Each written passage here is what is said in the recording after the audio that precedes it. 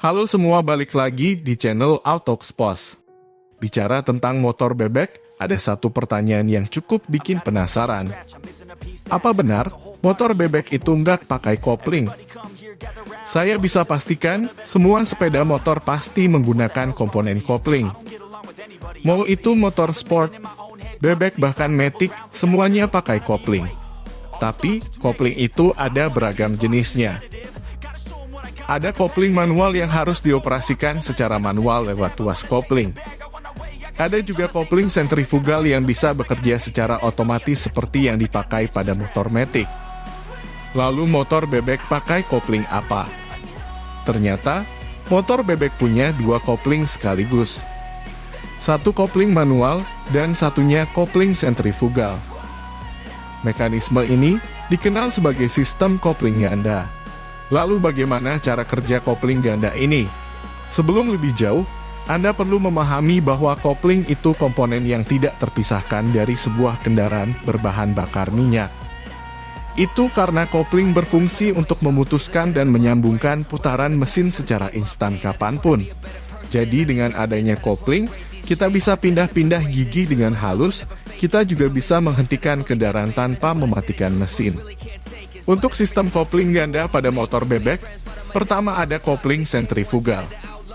Sesuai namanya, kopling ini memanfaatkan gaya sentrifugal untuk memutuskan dan menyambungkan kopling. Bagaimana caranya? Gaya sentrifugal adalah gaya yang muncul pada gerakan rotasi. Gaya ini arahnya keluar menjauhi poros putaran. Jika putaran kencang, maka gaya sentrifugal yang muncul juga semakin besar. Jika kita letakkan sebuah tromol pada beban yang berputar ini, maka beban tersebut akan bergerak menjauhi poros putaran hingga menyentuh tromol. Ketika tromol tersentuh oleh beban yang berputar, maka tromol akan ikut berputar. Saat RPM turun, beban akan kembali tertarik oleh pegas sehingga kembali mendekati poros putaran. Ini membuat tromol kembali terbebas sehingga tromol tidak ikut berputar. Itu prinsip kerja kopling sentrifugal. Mekanisme itu membuat kopling tetap terputus saat RPM mesin masih rendah. Ketika kita tarik gas motor, kopling akan terhubung secara otomatis. Namun kita masih memiliki satu masalah. Ketika motor sudah jalan dan kita akan pindah gigi, itu akan menyulitkan karena kopling sudah dalam posisi terhubung. Oleh sebab itu, motor bebek diberi satu kopling tambahan yaitu kopling manual. Kopling ini sama persis seperti kopling yang digunakan pada motor-motor sport. Sistem kopling ini bekerja menggunakan pegas. Jadi, ada dua jenis plat dalam kopling ini. Satu terhubung ke bagian transmisi dan satunya ke kopling sentrifugal.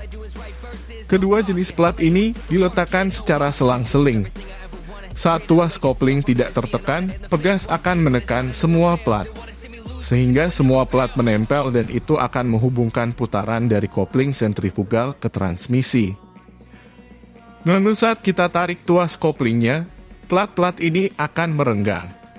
Sehingga putaran dari kopling sentrifugal tidak disalurkan sampai transmisi. Tapi pertanyaannya, motor bebek kan tidak ada tuas koplingnya. Memang benar.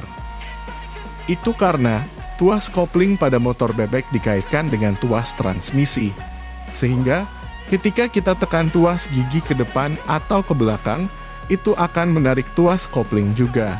Itu membuat kopling manual ini akan aktif bekerja secara otomatis ketika kita pindah gigi. Inilah yang membuat perpindahan gigi pada motor bebek terasa halus meski kita pindah giginya saat motor melaju kencang. Itulah penjelasan singkat mengenai kopling pada motor bebek. Semoga bisa menambah wawasan kita semua.